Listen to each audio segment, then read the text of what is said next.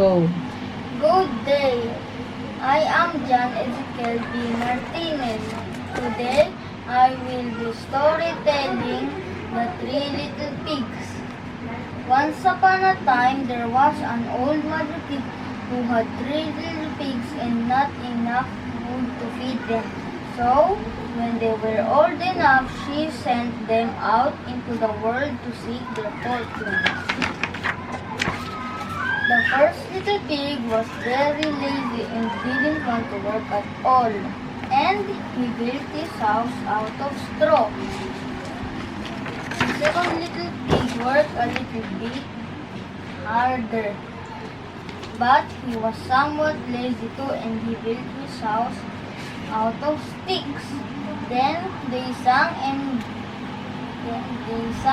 danced and played together the rest of the day. The third little pig worked hard all day and built his house out with bricks. It was a sturdy house complete with a fine fireplace and chimney. It looked like it could withstand the strongest winds. The next day, a wolf happened to pass by the lane where the three little pigs lived, and he saw the straw house. And he smelled the pig inside. He thought the pig would make a mighty fine meal, and his mouth began to water. So he knocked on the door and said, little pig, let me in, let me in." But the little pig saw the wolf's big paws through the keyhole, so he answered back, "No, no, no, not by the hairs on our chin. Then the wolf showed his teeth and said, "Then I'll huff and I'll puff and I'll blow your house down." So he huffed and he puffed and blew the house down.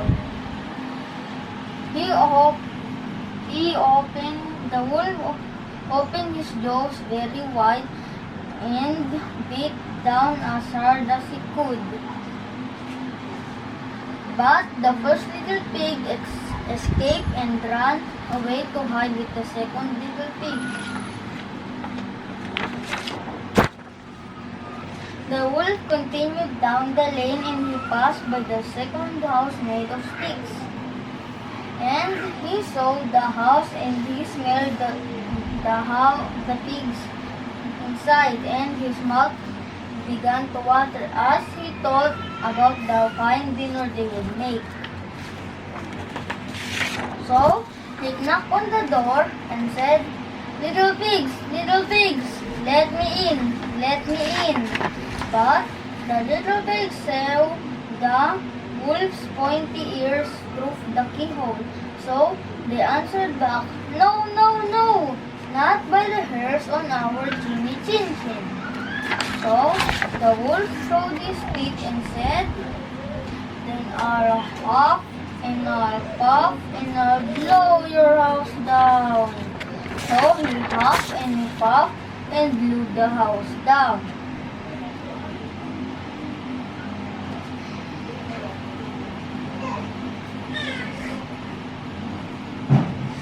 And the wolf was greedy and he tried to catch both pigs at once, but he was too greedy and got neither.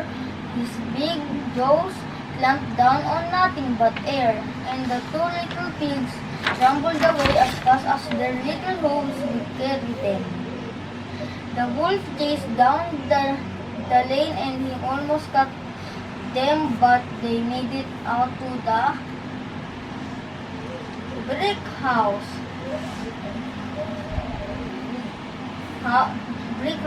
and slammed the door closed before the wolf could catch them. The three little pigs, they were very frightened. They knew the wolf wanted to eat them, and that was very, very true. The wolf hadn't eaten all day and he had worked up a large appetite, chasing the pigs around, and now he could smell all three of them inside, and he knew that the three little pigs would make a lovely feast. So the wolf knocked on the door and said, little pigs, let me in, let me in. But the little pigs saw the wolf's narrow eyes through the keyhole. So they answered back, no, no, no, not by the hairs on our silly chin-chin. So the wolf showed his teeth and said, then I'll huff and I'll puff and I'll blow your house down. Well, he huffed and he puffed and he puffed and he huffed. And he huffed and he puffed. But he could not blow the house down at last. He was so out of breath he couldn't huff and he couldn't puff more. So he stopped to rest and thought a bit, but this was too much. The wolf danced about with rage and swore he would come up down the chimney and eat up the little pig for his supper. But while he was climbing onto the rope, the little pig made up a blazing fire and put on a big pot full of water to boil. Then, just as the wolf was coming down the chimney, the little pig pulled off the lid and flop. The wolf fell the wolf into the scalding water. So, the little piggy put on the cover again to boil the wolf up, and